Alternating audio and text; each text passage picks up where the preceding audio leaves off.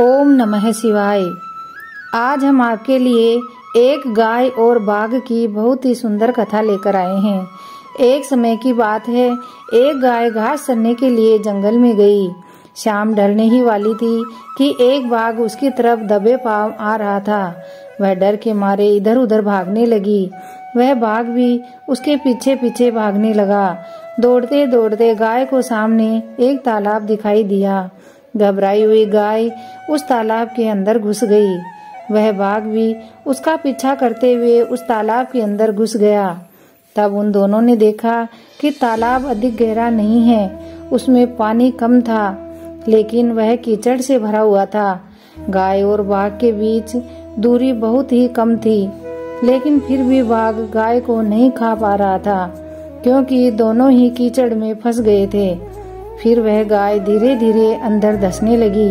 बाघ भी गाय को पकड़ नहीं पा रहा था, वह भी धीरे धीरे अंदर धंस रहा था। दोनों ही करीब करीब गर्दन तक अंदर कीचड़ में जा चुके थे और दोनों हिल भी नहीं पा रहे थे। थोड़ी देर बाद उस गाय ने बाघ से पूछा, क्या तुम्हारा कोई गुरु या मालिक है? तब बाघ ने गुर्राते हुए कहा, मैं तो जंगल का राजा हूँ, मेरा कोई मालिक नहीं, मैं तो खुद ही जंगल का मालिक हूँ।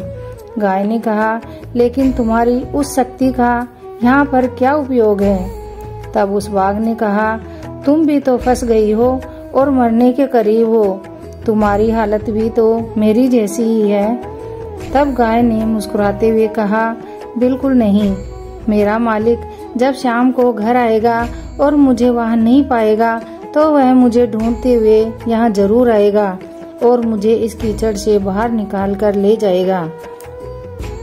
वह बाघ से बोली कि तुम्हें कौन लेकर जाएगा? थोड़ी देर में एक आदमी वहाँ आया और गाय को कीचड़ से बाहर निकाल लिया।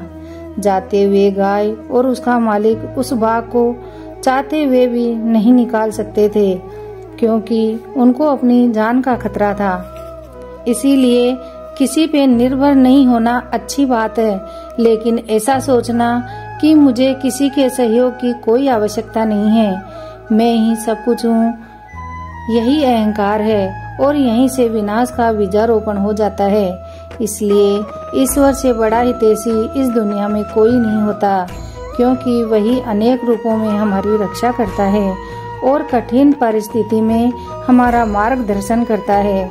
हमारी इस कहानी में गाय समर्पित हृदय का प्रतीक है और बाघ अहंकारी मन का प्रतीक है और मालिक ईश्वर का प्रतीक है।